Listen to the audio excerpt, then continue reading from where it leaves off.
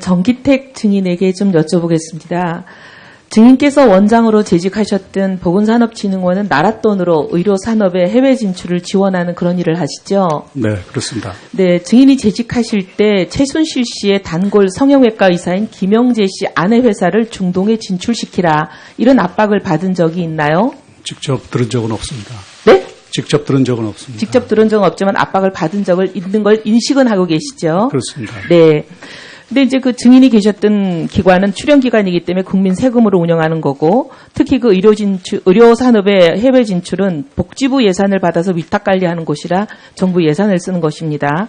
그래서 해외 바이어를 면담 잡아주고 네트워크도 연결해주고 팔로망을 개척해주는 그런 이제 지원을 하는 곳인데, 신청하는 모든 회사를 다 연결해 줄 수는 없는 노릇이니까 평가 기준을 만들어 놓으셨더라고요. 네, 우리 원장님 취임하시고 이걸 굉장히 꼼꼼하게 잘 만들어 놓으셨던데, 뭐 크게는 8개 항목, 작게는 보니까 21개 세부 평가 항목들을 만들어 놓고 여기에 좋은 평가를 받아야 지원하는 그런 형식으로 운영을 하셨죠. 그렇습니다. 예.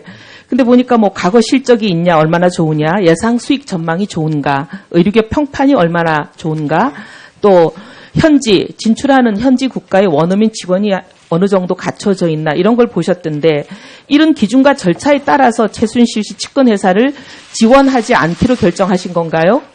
그렇습니다. 네. 기준에 미달하는 정도가 아니더라고요. 저희가 분석을 해보니까. 이 김영재 씨 아내 회사라고 불리는 YJ컵스 메디칼이라는 거는 바로 그때 당시 전년도 매출이 2,400만 원에 불과해요. 근데 손실은 17억이에요. 버는 것보다 손실이 71배나 되는, 이건 불량업체라는 말도 할 수 없을 정도로 이건 도저히 서 있을 수도 없는, 존재할 수도 없는 그런 회사입니다.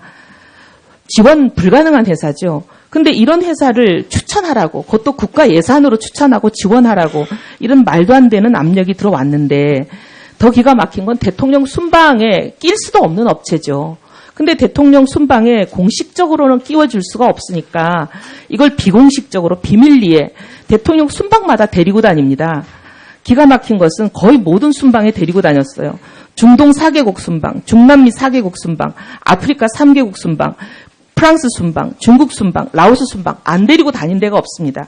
데리고 다니면서 그 나라의 국왕, 왕세자, 총리, 국회의장, 그 나라들의 강요들, 최고 인사들을 줄줄이 만나게 해주고 그 회사의 중동 진출을 도와줍니다.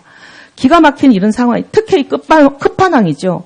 근데 이런 특혜도 모자라서 중동의 수출업체로 진출시키라. 이걸 국가기관에다가 예산으로 하라고 무리하기 짝이 없는 요구를 했죠. 근데 그것도 기가 막힌데 그 요구를 잘 안 들어주고 잘 안 되니까 안 해준 국가기관 인사들에게 보복을 한 게 더 기가 막힙니다. 증인이 2015년 중동 순방 멤버로 원래는 정해져 있었죠. 그렇습니다. 그러다가 마지막 순간에 배제되었죠. 네. 근데 배제된 이유에 대해서 뭐 들은 게 있습니까? 청와대 지시라고 들었습니다. 네. 청와대 지시라고 했는데 이 최순실 씨 측근 회사를 도와주라는 지시, 이 압력을 거부한 것 이외에 다른 짐작되는 사유가 있었습니까? 특별히 없었습니다. 없었죠. 누가 봐도 이거는 그 지시를 거부했기 때문에 보복당한 거라고밖에 안 보이고요. 근데 이제 증인은 배제가 됐지만 증인이 계시던 기관의 실무 담당자, 중동센터장은 당시 중동 순방에, 왜냐하면 이 진출을 도와야 되니까 데리고 갔습니다. 갔는데 현장에서 부당한 압력에 지속적으로 시달리다가 중동 현장에서 이 실무자가 도저히 못 견디고 중동센터장이 사표를 2대 1로 증인에게 한국으로 보냅니다. 그런 적이 있었죠. 그렇습니다. 그러면서 뭐라고 얘기를 했냐면 이런 상황에 너무 염증을 느낀다. 이제 더 이상 대한민국 정부 일에 관여되기 싫다. 이렇게 얘기하면서 미국으로 떠나버렸습니다. 한국으로 돌아오지도 않고. 그런 일이 있었죠. 그렇습니다. 네. 그리고 기가 막힌 건 이 증인과 관련된 기관만이 아니라 이 사업이 복지부 예산을 받아서 쓰고 복지부에서 위탁받아 쓰다 보니까 복지부 공무원들도 이 일에 관여가 돼 있었습니다. 복지부 공무원들도 한직으로 모두 자천이 됩니다. 이 일과 관련된 모든 사람들이. 이건 정말 기가 막힌 상황인데, 그리고 나서 이것으로 끝나지가 않고 돌아와서 중동 순방이 끝나고 나서 증인이 원장으로 계셨던 그 진흥원이 장장 5개월에 걸쳐서 대규모 감사를 받은 적이 있죠. 그렇습니다. 이 감사 받아서 잘못한 게 드러난 것도 없었습니다. 근데 우리 진흥원은 원장으로 계셨던, 증인이 원장으로 계셨던 그 진흥원은 원래 증인이 취임하기 전에는 경영평가에서 D등급을 받는 어떻게 보면 상당히 우량하지 못한 기관이었습니다. 근데 증인이 취임하고 나서 평가가 B등급으로 올라갔죠. 그렇습니다.